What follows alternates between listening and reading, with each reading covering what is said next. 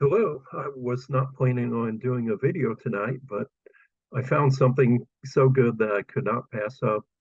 I was doing research for a journal article I'm working on, and I have to say that half the stuff I find that's really good when I'm doing research is found mostly all by accident. I'm looking for something else, and then I find this other nugget that's stuffed in there. So I was looking at the microfilm for the Indian Affairs papers. This is on Ancestry now. It's the letters received by the Department of Indian Affairs, Seminole Agency, roll 800. And so that's where it can be found. And this one's near the back of the roll. First, I was looking at uh, Gopher John or John Horse. He was at Fort Gibson, and his wife was threatened by the other Seminoles because he had acted as interpreter and guide of the army, and they were blaming him for all the things that the government screwed them over with, that they were promised to receive by the treaties, which they have not received. And since Gopher John was helping the government, then he uh, must be uh, must be a conspiracy against them that he's involved in, which he was innocent, of course. And so the letter was asking that he meet with General Jesup, and Gopher John was provided, I guess, a place to stay around Fort Gibson for his safety, and provided food or rations and subsistence. And he has to talk to General Jesup, and General Jesup kind of sent a response saying that he was a good and faithful interpreter from the Army, but also included is a letter by General Jesup in 1844. This is almost 2 years after the war, Second Seminole War had ended. And at this time, you start to find some really interesting letters of people that were involved in the war. They're starting to give their criticism and critiques of the war, and some of them are very interesting. So this is a 4-page letter. Hope you don't mind me reading it. It gives a lot of information on the war and General Jessup's outlooks, which are really interesting.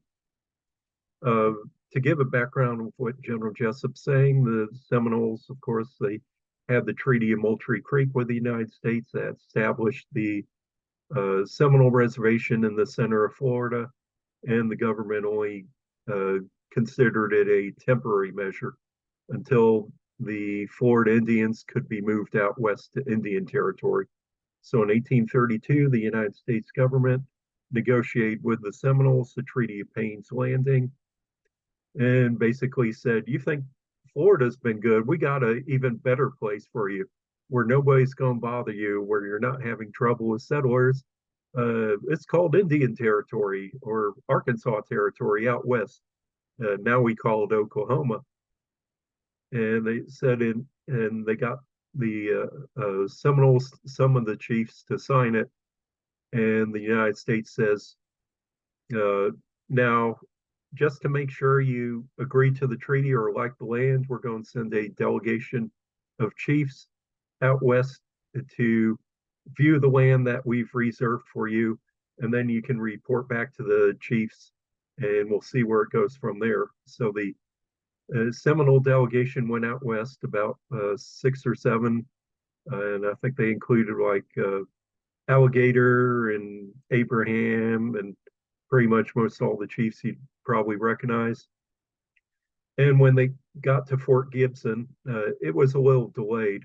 For example, the government wanted to send them earlier, but they were delayed. So they went in the wintertime and saw how miserable Oklahoma was in the wintertime, where it even snowed out there, and they had their horses stolen, went through a lot of problems. But when they got to Fort Gibson, Colonel Arbuckle was making a treaty or negotiation with the Creek Indians, and he figured he'll kill two birds with one stone and negotiate with the Seminoles at the same time. So he negotiated the Treaty of Fort Gibson in March 1833 with the Seminoles, saying, yes, we like the land and we think we'll move here. Of course, it's said that this treaty might have been obtained from unethical means, maybe involving mistranslation or a liberal amount of alcohol, or threatening the chiefs and saying you're not going home till you sign and agree to this treaty. So the chiefs went home, seemed kind of embarrassed, and said, "We didn't really agree to this." And Indian Agent Wiley Thompson said, "Yes, you did. You have to go." Meanwhile, the Seminoles, as wonderful negotiators they are, the Indian agent during the Treaty of Payne's Landing was Major Fagan, and through the Seminoles' kind of little sarcastic type of negotiation, said, "We love you so much, Major Fagan. You need to come with us and settle with us in Indian Territory." And Major Fagan said, "Well, I'm really honored. That's really nice of you." Not knowing that, they're pretty much being sarcastic. Part of the Treaty of Moultrie Creek, the Indians said, "Well, we want to reserve 1 square mile of land in Florida for Andrew Jackson. He has to move down here and live with us." And Jackson thought, "Oh, wow, that's great." So, it's not unprecedented for the Seminoles to do that. And so before that, Major Fagan kind of helped coerce the Indians in the Treaty of Fort Gibson. Treaty of Fort Gibson was eventually declared invalid because it was not according to what was supposed to be done by the Treaty of Payne's Landing, done through unethical or dishonorable means. The Indian agent Major Fagan was removed for malfeasance and of misappropriation of funds and whatever else was going on. And the new Indian agent was a congressman from Georgia who was head of the Georgia militia, General Wiley Thompson. And he came down to Florida in November, December 1833. So Jesup, I don't think mentions him by name in this letter, but you'll see. And Jesup basically throws Thompson under the bus and blaming him for all the bad things that happened, when really both Wiley Thompson, General Jesup, and the whole dang government had responsibility for the way they treated the Seminoles in the war. But Jesup, who had been criticized for the war, capturing Osceola and not being able to remove the Seminoles, he's blaming Wiley Thompson for it. Let's go look at the letter. Quartermaster General's Office, Washington City, May 22nd, 1844. Writing to the Secretary of War, which is at the bottom of the letter. "Sir, you're no doubt aware," hold on. Let me do a view screen. I'm sorry. I need to do the screen share. Okay. "Sir, you are no doubt aware of the presence of the seat of the government of a delegation of the Seminole tribe of Indians west of the Mississippi. These are the Seminoles that had been removed to Oklahoma. The delegation is composed of Kawakachi or Wildcat, the speaker or principal council of the tribe. It's supposed to be Eufaula Miko or Alligator. And, we've known Alligator by other names, but he was originally Eufaula Indian, Eufaula Alabama. The principal war chief and 2 sub-chiefs. They have been deputed by the principal chief Micanopy to obtain from the government the fulfillment of its treaty engagements with them, as well as the promise made to them by several commanders in Florida. So they're pressing the government to keep its promise that was promised them in the treaties and the commanders in Florida when they removed, and we'll see more of that in the letter.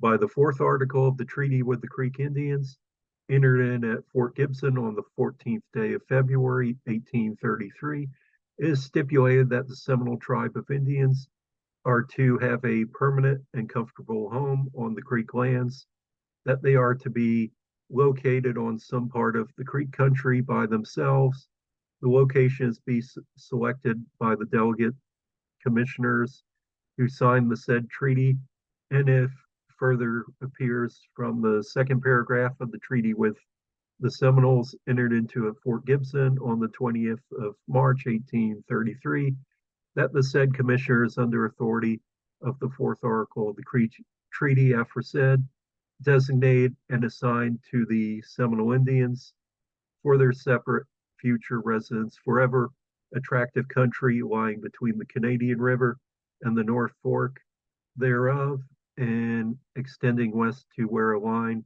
running north and south between the main Canadian and North uh, branch will strike the forks of the Little River provided, and the west line does not extend more than 25 miles west from the mouth of said Little River.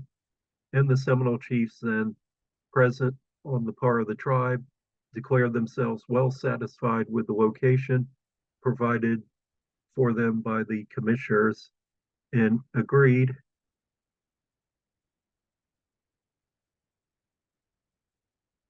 that their nation should commence the removal to their new home as soon as the government should make arrangements for their immigration satisfactory to the Seminole Nation. So that's basically given the surveyors notes of where the Seminole reservation it will be separated from the Creek Nation because the Seminoles refused to be put with the Creek Nation. So they said, okay, we're going to give them part of the Creek Nation by reference to the statute book. It will be seen that no appropriation was made to the carry into effect any of the provision of the treaties with the Seminoles until the 3rd of March, 1835, through the 7th article of the Treaty of Payne's Landing, provided that 1/3 of the tribe shall move in 1833. So it's saying, yeah, they may have promised to them, but nothing was ever done, you know. So the government didn't fulfill its promise. No surprise there. And the remainder of the tribe in about equal proportions in the 2 years following. Of course, this deadline was extended when they didn't remove right away. When they were asked to remove in 1835, much dissatisfaction prevailed, and the arrangement of the governments were to be satisfactory to them, and only soon they asked, and that they stipulated for in their treaty was that Major Fagan should immigrate with them. And this is where they said, you know, we like Major Fagan so much that he has to remove with us and live with us. In place of granting so reasonable request, Major Fagan was removed and a member of Congress from Georgia appointed in his place. So Major Fagan was removed from office, and now we're talking about Wiley Thompson, who though a talented and estimable man, was about as unsuitable a person as could have been appointed to carry out the views of the government as things were then situated. So it said, you know, Wiley Thompson was the worst person you could have put in there to carry into effect the Seminole removal. Here it is where he throws Wiley Thompson under the bus. The treaty was far from being acceptable to the Indians, but with prudence to proper regard to their rights and feelings, it might have been executed without resorting to war. The omission to make timely arrangements for the removal of the Indians, the constant interference with their Negroes, the disregard of the requests that their favorite agent should conduct the immigration, the unpopularity of the agent appointed arising from his rash and ill-judged measures, together with the failures to have an adequate force in Florida to support the authority of the chiefs who were all in favor of immigration, led to the war. So this is Jesup giving blame to the war. Several factors here, and there are others, but He said, first of all, the failure of the United States to provide for removal. When the band of Seminoles showed up at Tampa Bay, they were sitting there for months waiting for removal and became very dissatisfied with not being going as soon as they got there. Jesup, as head of quartermaster, he was very good on details and logistics. Also said the constant interference with their Negroes, the slave catchers, chasing the black Seminoles, and the disregard of their requests that their favorite agent should immigrate, that Major Fagan was no longer there, and the unpopularity of the agent appointed, that says Wiley Thompson, was not very popular with them, with his rash and ill-judged measures, together with the failure to have an adequate force of, and that means an inadequate military force to force the removal, led to the war. It was during my command in Florida, this Jesup saying, is after the Indians had been beaten in the battles of Hatchalustee, Crystal River, and Fort Mellon, that an intercourse was established with the chiefs in all my interviews with them, and I required the faithful fulfillment of the treaties on their part and promised them the faithful performance of every stipulation on the part of the United States. After those battles, quite large, Treaty of Hatchalustee Creek, the Battle of Hatchalustee Creek, which was in now what's Osceola County around Lake Tahoe. A major battle involving, for one thing, the United States Marines and the Creek Indian Regiment under the United States. It gave a severe blow to the Seminoles and their supplies. They mentioned Crystal River, which was a capture by Colonel Fanning on the Crystal River, and then the battle on Lake Monroe, which became Fort Mellon, where the dragoons were there and King Philip and Coacachee attacked them at night, and of course they repulsed them. The King Philip's force was made up about 600 as compared to, I think, about 200 Army soldiers. And the soldiers defended themselves well and drove off King Philip with heavy casualties. So soon after, in February, I think, or March 1837, this is 4 years after the Treaty of Fort Gibson, some of the chiefs met General Jesup at Fort Dade, which we call the capitulation of Fort Dade. Okay, more than half the nation surrendered to me, and when sent to the west, there was no land for them to occupy. The Creeks, who it seems had claimed the land and taken possession, believing it to be theirs. So Jesup said, we started to remove the Seminoles, and they went west and found that they had no home reserved for them, no place to go. The Seminoles are here supplantants for justice. They asked to be put in possession of the territory secured to them by the supreme law of the land, and they cannot believe that the government of a great and magnanimous people will refuse them the justice to which they were entitled. So as the commanders of the army in Florida, I assured them in good faith that the country set apart by the treaty was ready for their reception. I consider it due to my own honor as well as that of the country, most respectfully but earnestly to urge upon the government to prompt fulfillment of the treaty by placing these unfortunate people in once possession of their land. So Jesup, he's kind of taken aback. It's saying that, the Seminoles were not given what they were promised. Government as I guess surprised to no one here that the Seminoles were not given what they were promised in the treaty, and he wants the government to force those who had occupied the land that had been reserved for the Seminoles off the land, and the Seminoles allowed to occupy it. In addition to the claims of the lands secured by the treaty to the Seminole tribe, there are other claims of particular chiefs and bands to which the public faith is as solemnly pledged as military commanders exercising the whole authority which the executive was able to delegate could pledge. Among them is the claims of Eufaula Miko, or Alligator, for property left in Florida when he surrendered with his tribe. So the Alligator and Coacachee and the other chiefs are asking for payment for property they left in Florida, their garden tools, their hose and rakes, their livestock, which we'll mention here in a minute.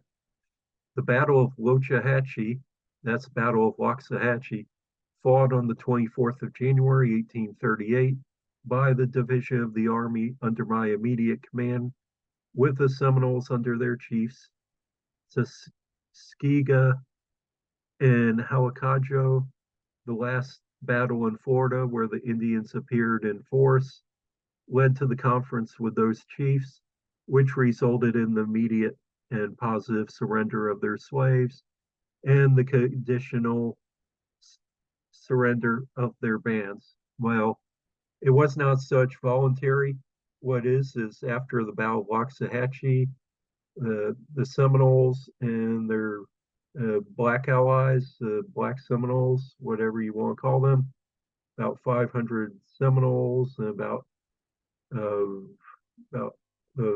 550 Seminoles, and I think about 150 of their black allies were camped around Fort Jupiter, and they wanted to stay in Florida. And Jesup says, I don't have the authority to do that. I'll have to send word to Washington. And so they were there about a month and about 6 weeks. Finally, Jesup got word back from Washington saying, request denied, they have to be removed. And so Jesup got the dragoons, surrounded them, and put them all in shackles, and took them to Tampa Bay, or to be removed from Florida. And this was the Great Snatch, as they call it, or and they put all the people in irons. They were imprisoned. It wasn't that they were that they elected to remove; they were forced into it. The Secretary of War disapproved of the condition, but most of the Negroes, having been sent,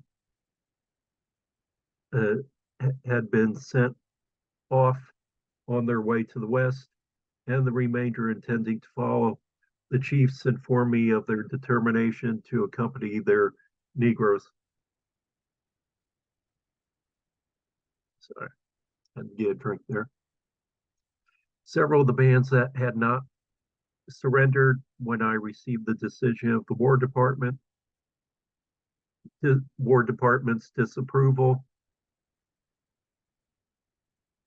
they returned, and particularly the measures, and particularly that of Alligator, were induced through the influence of the Negroes in chief, who I employed, and the promises I made to them to surrender and immigrate. So Alligator actually, I believe, surrendered, not long after the Battle of Okeechobee. The Indians had retreated before the army from 50 to 200 miles, and they had left on the route their hoes, axes, brass kettles, cattle, hogs, and many of their ponies. So after Genl and Jesup rounded up and put in irons those 700 something Seminoles and their black allies, the other Indians dropped everything and fled and left behind their tools and their livestock. Alligator sent me a message offering to surrender as soon as his people could collect their lost property, and the means should be furnished to take it to Tampa Bay. Alligator's telling Jesup, okay, I'll surrender if my people can collect their lost property. And Jesup says, apprehensive that this might be a pretense on his part to gain time and confidence, uh, and confident that the expense of the public incident to the delay and collective and taking the property to them to Tampa Bay would equal the value of it. Jesup, he's very dollar wise and figured it would cost the government more money on the delay than removing them immediately. I directed the messenger to return to Alligator and say to him that new kettles, axes, hoes, and etc. would be better than old ones. And if without waiting to collect his old property, he would bring his people immediately and emigrate, every article should be replaced in Arkansas, and that the hogs, cattle, and ponies left behind should be paid for. So Jesup said, don't wait. You don't need those old tools. We'll get you some brand new ones and pay you for the livestock you lost. I also promised him a rifle and all the advantages secured to the Seminoles by the Treaty of Payne's Landing, that of Fort Gibson, and the capitulation of Fort Dade. So Jesup's basically bribing Alligator to come right away. He took me at my word and surrendered with the near 400 of his band, and among them more than 100 warriors. He has faithfully performed his part of the engagement, and through more than 6 years though more than 6 years have elapsed, the promises made to him have not been fulfilled. The claim is just, but apart from its justice, the highest consideration of policy demands that it be satisfied, and I cannot but hope the department will take the same view of it and give such orders in the case and adopt measures as should redeem the pledged public faith. With consideration and respect, I have the honor to be, sir, your most obedient servant, Thomas Sidney Jesup, Quartermaster General of the Army, signed to the Honorable William Wilkins, Secretary of War, Washington, D.C. So, very interesting letter from General Jesup, kind of saying what has, been promised on the promised to the Seminoles, that the government has not fulfilled their part of the treaty, and throwing Indian Agent Wiley Thompson under the bus. I hope you don't mind me reading this, but I found it very interesting and very informative. And thank you for watching.